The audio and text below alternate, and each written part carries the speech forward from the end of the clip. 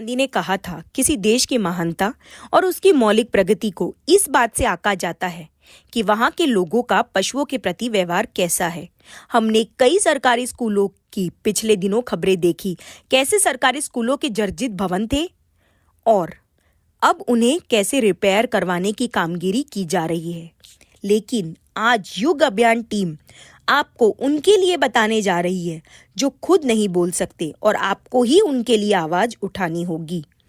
संस्कारी नगरी वडोदरा शहर में जानवरों के इलाज के लिए पंड्या ब्रिज के पास राज्य सरकार के स्वामित्व वाले पशु चिकित्सालय में युग अभियान टाइम की टीम पहुंची और वहां कई चौंकाने वाली बातें सामने आई।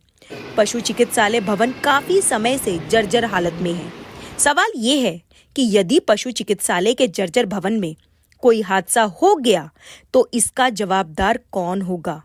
युग अभियान के रियलिटी चेक के दौरान पशु चिकित्सालय में ये भी पाया गया कि सोनोग्राफी मशीन काफी समय से खराब है और पशुओं के इलाज के दौरान यदि सोनोग्राफी की जरूरत पड़ती है तो पशु मालिक को निजी पशु चिकित्सालय जाना पड़ता है, जो बहुत महंगा है। अन्यथा वे आणंद शहर के पशु चिकित्सालय में जाने को मजबूर होते हैं। लेकिन हर पशुपालक क्या आणंद जा सकता है, क्योंकि वडोदरा से आणंद 40 किलोमीटर दूर है।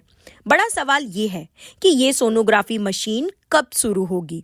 डॉक्टर ने कहा कि बस अभी कुछ दिन पहले ही बिगड़ी है। सोनोग्राफी कक्ष की हालत देखकर लगता है कई सालों से यहाँ सफाई ही नहीं हुई है। ये मशीन पिछले कई सालों से खराब पड़ी है। पशु चिकित्सालय में जगह जगह कूड़े का ढेर लगा हुआ है। लगता है यहाँ सही से सफाई भी नहीं होती है। कुछ ऑपरेशन से पहले औजार जिन्हें गर्म पानी से स्टरलाइज किया जाता है, उस बर्तन को देखो, शायद जानवर इन्फेक्शन से ही मर जाए।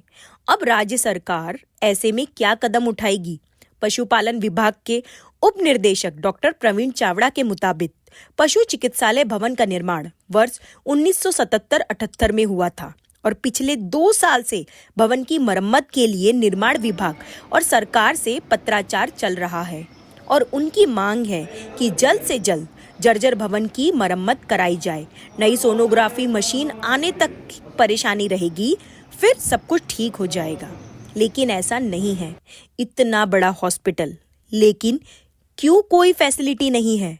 अगर किसी डॉग या कोई भी जानवर की सर्जरी हुई, उसे आईसीयू में रखना पड़ा, तो क्या आईसीयू की फैसिलिटी है?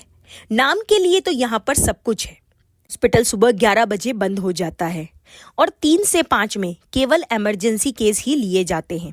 वडोदरा में 2 और क्लिनिक है जो रात में ओपन रहती है, लेकिन कोई गरीब पशुपालक वहां इलाज नहीं करा सकता क्योंकि वो बहुत महंगी है। का मतलब ऐसा कि वडोदरा के जानवरों को सिर्फ और सिर्फ सुबह में ही बीमार होने का हक है।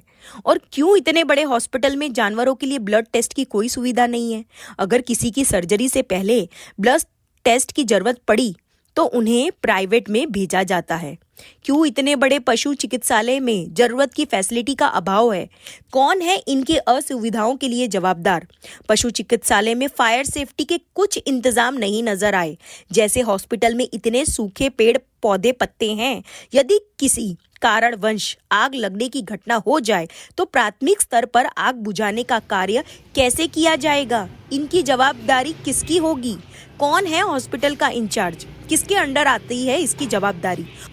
और जब इनसे केस हैंडल नहीं होता तो जानवरों को आणंद के वेटरनरी हॉस्पिटल रिफर किया जाता है। लेकिन क्यों? क्या हम आणंद में दी जाने वाली सुविधाएं यहाँ उपलब्ध नहीं करा सकते हैं? कितने बेजुबान असुविधाओं के कारण जान गंवा देते हैं क्योंकि वो आणंद नहीं पहुंच पाते।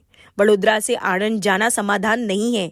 यहाँ पर इसी पशु अस्पताल को बेहतर बनाने की जरूरत है। वडोदरा के विकास के लिए खाली हाई स्पीड रेल बनाना, ज्यादा से ज्यादा फ्लाईओवर बनाना, रोड अच्छी बनाना, गरीब लोगों के लिए मुख्यमंत्री आवास योजना के घर देना, लोगों तक साफ पानी पहुंचाना ही विकास है?